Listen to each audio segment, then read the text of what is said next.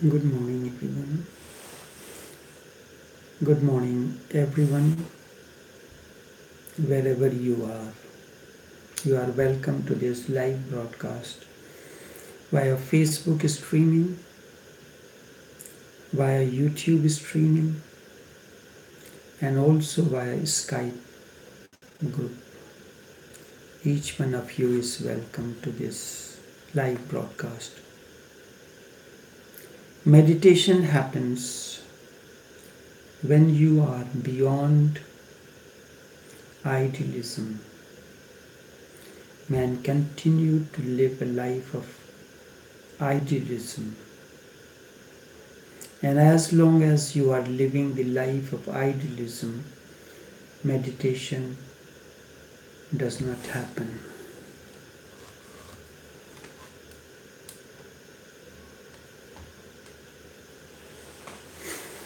What do I mean by idealism? Means, as such, man is unconscious, but he believes that he is conscious. This is idealism. And this belief protects his unconsciousness. Basically, man is ignorant. When I use the word ignorant, if you have not encountered truth, then you are ignorant. You may have university degrees. That does not make any difference. Man is ignorant although he believes that he knows. Truth is an experience. And when it happens, the life is transformed.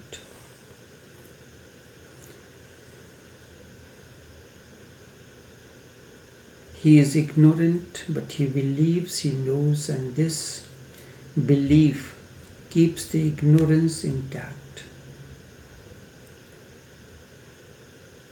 Man, as such, is opposite of what he thinks that he is. To understand this is the beginning of the great revolution. The moment you think that I am ignorant, it's the beginning of the revolution.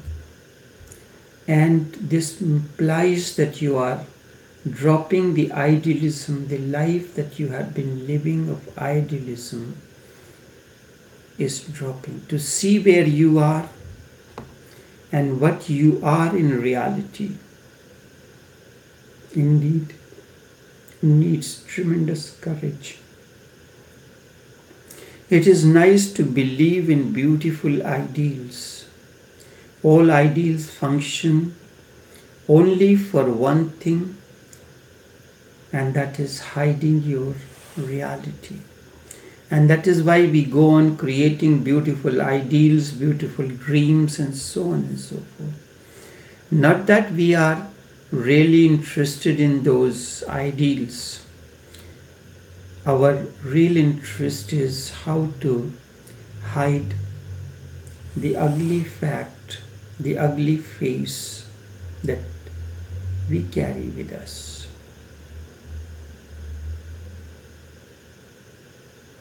People go on talking about non-violence, and all that they do in their lives is violence. What is violence? Sheer violence and nothing else. The more violent they are, the more they talk about non-violence. We talk about world peace. How can you establish world peace when there is no peace within? Peace is the fragrance of inner harmony. When there is inner harmony and oneness, as a result of that, something, the fragrance, the beauty that manifests in the outer atmosphere is peace. You do not have peace within, but you continue to propagate peace. Peace meditations, peace yajnas, and so on and so forth. A conference on peace happens. Peace begins with you. Once you are peaceful, the A is peaceful, B is peaceful, C is peaceful. When A, B, C, D will gather together, there will be greater harmony among themselves. There will be peace all around. Mahatma Gandhi continued to propagate non-violence, but he was the most violent person. It happened when he was in Transvaal, South Africa. His wife Kasturba was pregnant. Mahatma Gandhi has turned into a life of idealism, that he has to do his work himself, not engage someone to carry on the work. So Kasturba was supposed to clean the toilet. And during the state of pregnancy, the inner state of the person is very delicate, feels nauseated whenever different kind of smells are there. Even the ordinary smells in the kitchen that makes the person nauseated.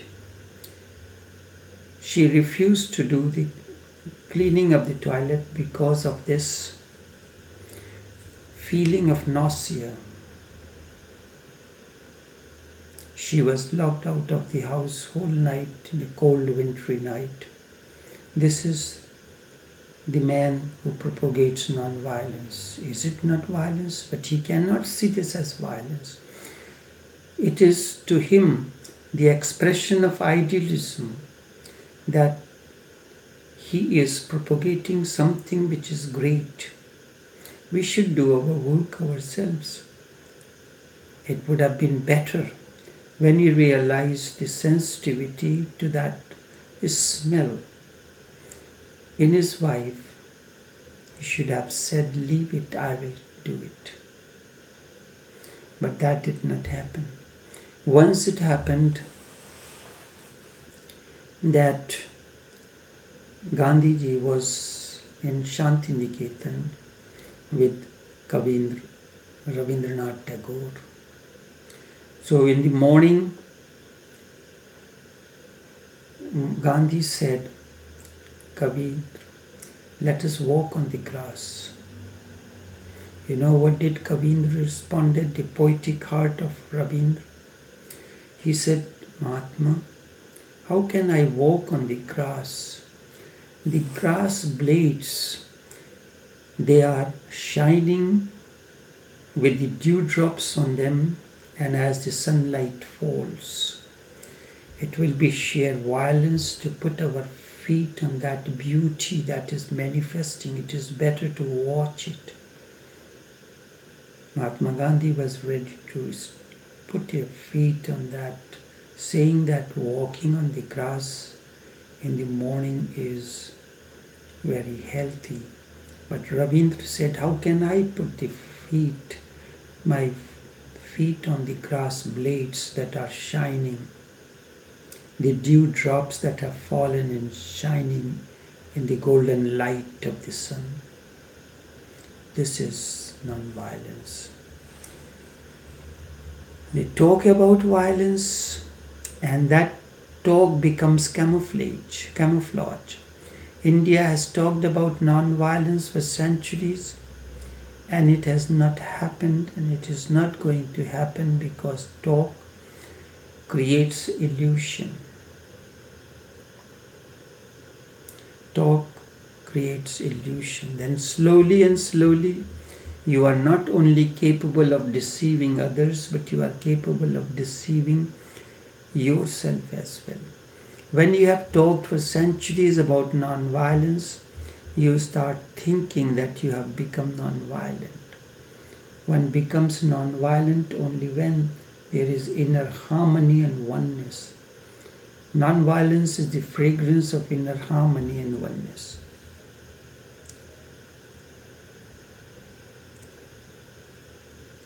That is really the purpose of talking about non-violence. Those who go on moving on the path have to be aware of this stupid ideological camouflage I call it ideological camouflage. It is very easy to have beautiful ideals, and you will be surprised if you watch people and if you know their ideals. You can be certain that they will be just the opposite of what ideals they propagate.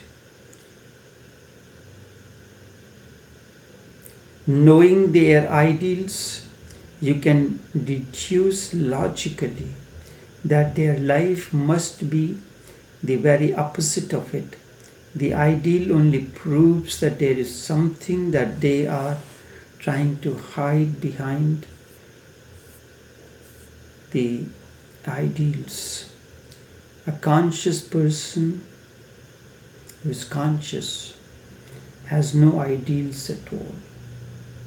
He lives life as it comes moment to moment. He lives life through his consciousness. He is one within, integrated as his inner and the outer life is concerned.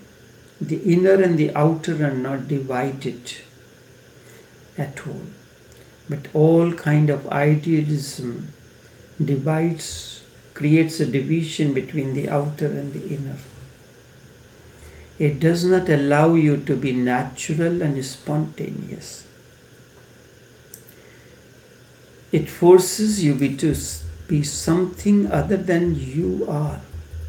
It gives you many conditions that you should do this or do that. Because of those shoulds, you start believing that you are aspiring very high and you are soaring very high. Look what beautiful ideals. Look what beautiful ideals I have got. And behind that empty talk, your reality is just the opposite. There are beautiful ideals, but your reality is totally different, opposite. The greedy one wants to become non-greedy. The angry wants to become compassionate. The unloving person has the ideal of being a loving one. All the religious talks about love and all that they do on the earth, they talk about love, but they radiate hate. Hate among religions. They go on preparing for the war. They talk about peace. Observe it. This is what we have become, pseudo-hypocrites. Pseudo-hypocrites. No nation prepares for peace, not even India, which claims to be a non-violent country, the great religious country. All nations talk about peace and prepare for war. War remains the reality and peace remains just the smoke around it to hide it. Unless we see it through and through, there is no way to get out of it. Whenever you want some kind of ideals to be fulfilled in your life, watch, why do you want to fulfill the ideals? How can an angry man practice love or compassion?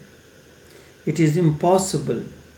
If an angry person practices compassion, he will be at the most repressing his anger.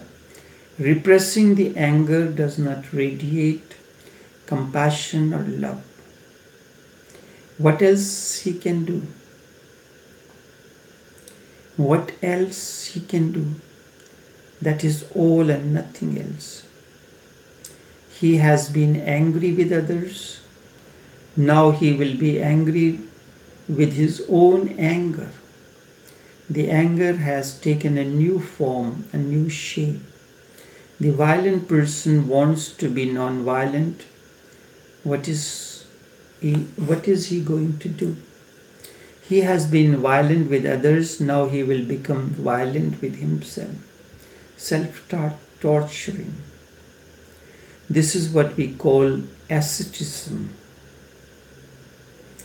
Asceticism is basically a kind of masochism that we call in psychology.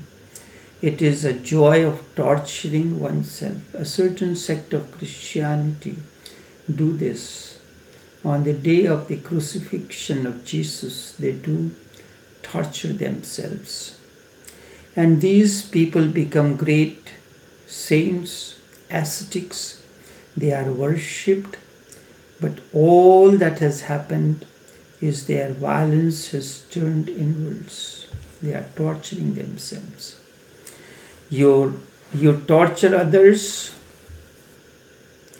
If you slap someone, the person can return a slap for you. But if you hit yourself, what are you going to do? There is nothing that you can do if you hit yourself. So he turns. You torture others, they torture themselves, but the torture continues, the form changes. And the pleasure in torturing continues. The man who lies on the bed of thorns, do you think he is religious at all? No, he is not. What is religious in it? He is simply torturing his body, but you will find people worshipping him. He is neurotic. He needs to be taken to a neurological person for treatment. But he will be thought as a great ascetic. If it is cold, the snow is falling copiously, and somebody is standing naked under the sky. What is he doing? A self-torture. This is not religious. He is simply torturing the body, but people will think what a great soul he is. He simply needs a few electric shocks because he is psychologically ill. Certainly he is mad and suicidal. It is very easy to catch hold of the murderer. It is because it is obvious. But it is very difficult to catch hold of a person who is suicidal. But both are murderers. One is trying to murder the other, and the next one is trying to murder himself. Both enjoy violence. If you are violent with others, the law can defend. Police can defend. But if you are violent with yourself, there is no law against it. In fact, even the magistrate and the lawyer and the policeman will come and start worshipping you. You are doing something beautiful. Man has remained in darkness because of such stupid ideals. The first thing to be remembered is violent man cannot become non-violent by any effect. There is no possibility. Yes, there is a possibility, but it is through effort, not through will. Just by will he cannot, but effort has to be made. Not through practicing being other than you are.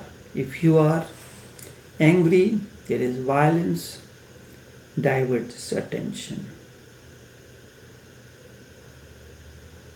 If you go on chopping the wood, go on doing something. Chopping the wood takes away some of your anger, some of your violence.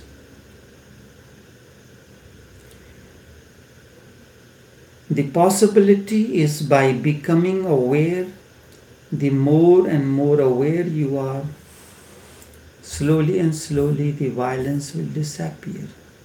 Rather than trying to be non-violent, become aware of your violence, that there is violence, it needs an expression.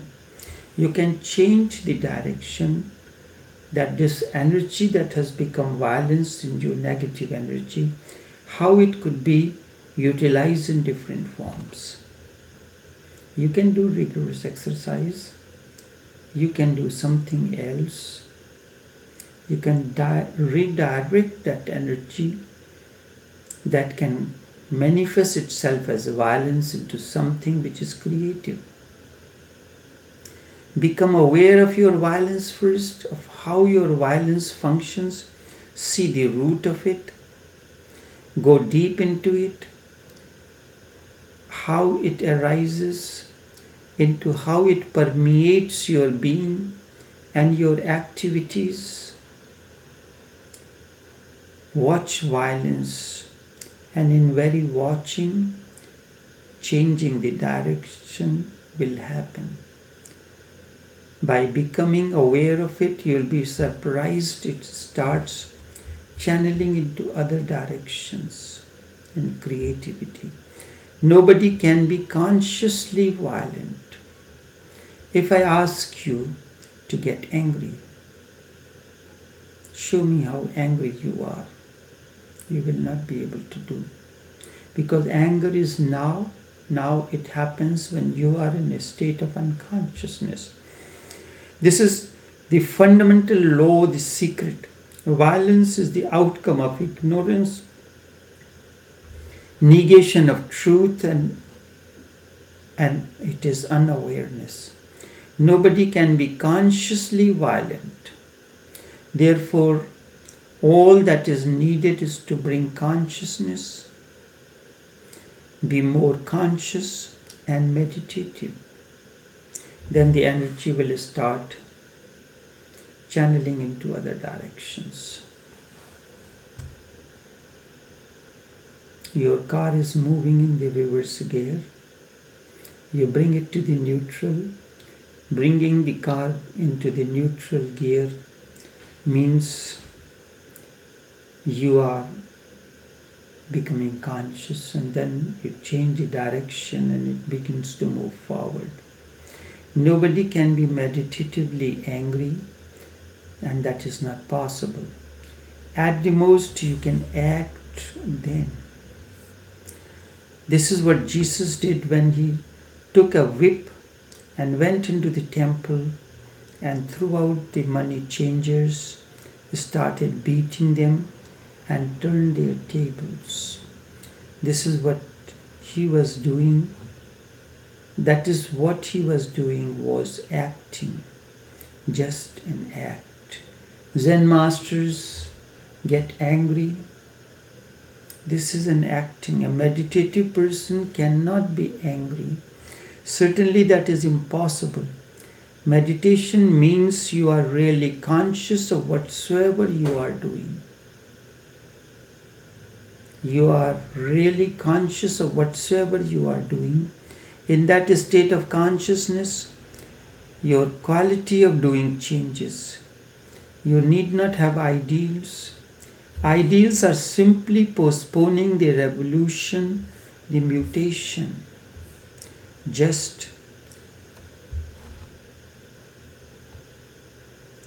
I received a message from someone and told me that I feel I am stupid.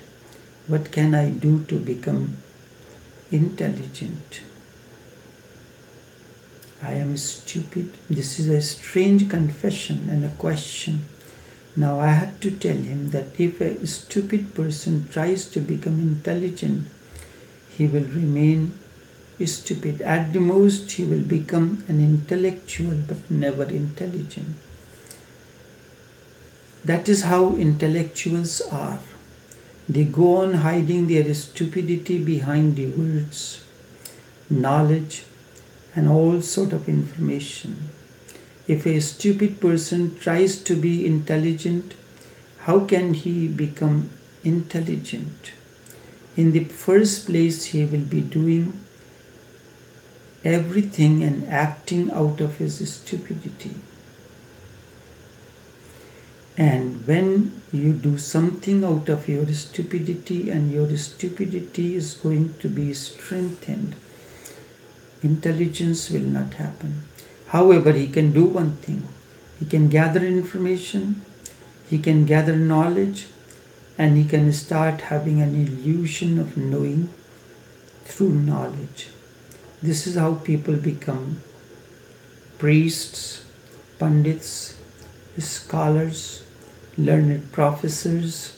Certainly they become priests, but the stupidity remains there deep down as an undercurrent. They just have a good show on the outside, and deep down they still remains stupid. Then what to do? How to get rid of stupidity? There is only one way. Watch your stupidity. Go into its working totally. Go into how you act. Go watchfully into it. See it. See how it is there and how it affects your behavior. Stupidity, how does it affect your behavior? Watch it in its multi-dimensional reality, and that is in that very watching you become intelligent. In that, how does it arise? How it changes your behavior pattern? Go watchfully into it. See it how it is there and how it affects your behavior. Watch it in its multi-dimensional reality, and in that very watching you will become intelligent. Indeed, watching is intelligence. And if you become really alert about your stupidity, it is no longer stupidity. Stupidity is left out and you have become awareness, a witness.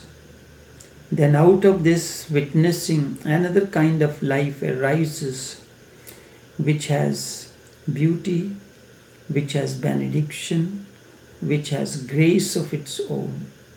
But it is arduous to be watchful, while it is easier to have the ideals. But to move watchfully is the only way.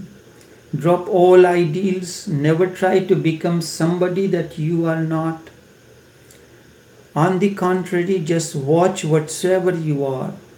Watch the fact. And do not create a fiction against it. Otherwise, you will always be divided. You will remain the fact. And you will start believing in the fiction. Fact and fiction, two things. This is indeed the meaning of hypocrisy.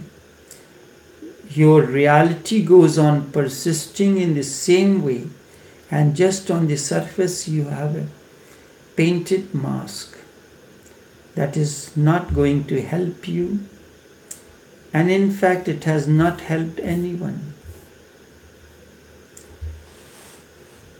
The new man out of you is possible only if you drop all kind of idealisms.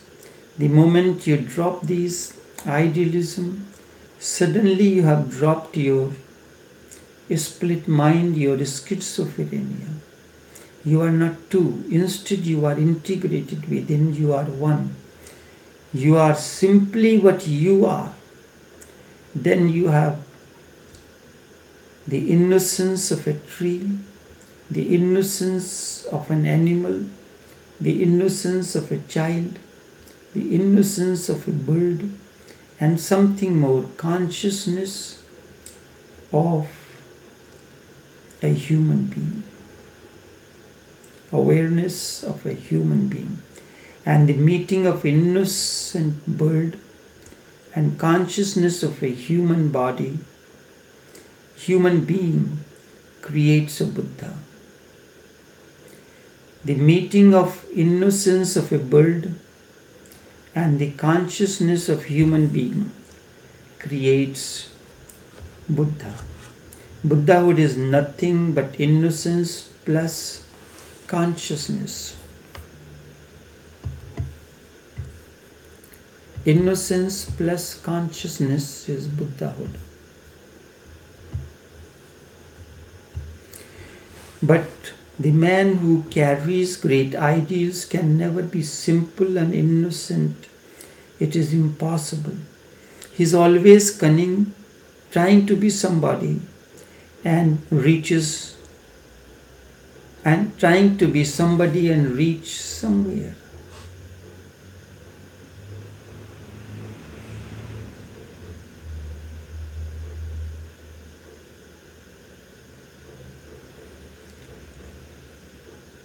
All that he can do is pretend, and when I am saying this, I am saying it to each one of you. You all have to drop all kind of ideals. You have to forget the future and also forget what it should be. You have to only watch that which is and all that can be done right now. You need not postpone it. At any moment you can watch what you are, but never condemn. Never condemn, because if you condemn, then watchfulness is not possible. Also never judge. If you judge, you have already taken a prejudice. Never be in a hurry to draw conclusions. Life never comes to a conclusion. It is a continuation. It cannot, because there is no death. It goes on and on. It is an eternal process. It never comes to a conclusion. Only stupid people come to conclusions that the talk is nonsense. It is only the stupid ones who come to a conclusion, who draw judgment. Intelligent person goes on moving, flowing, growing, flowering in many ways. There is no end to it. Even the sky is not the limit. The intelligent person goes on learning each finite moment in an infinite way. He is a learner and remains learner throughout. He can never become knowledgeable. Intelligence means absence of knowledge. You do not have knowledge, instead you are acting out of your intelligence, out of your awareness. Drop all idealisms or whatsoever it may be to live a life of now and here. Only this much for this morning. Until next time, take care and do have a pleasant day.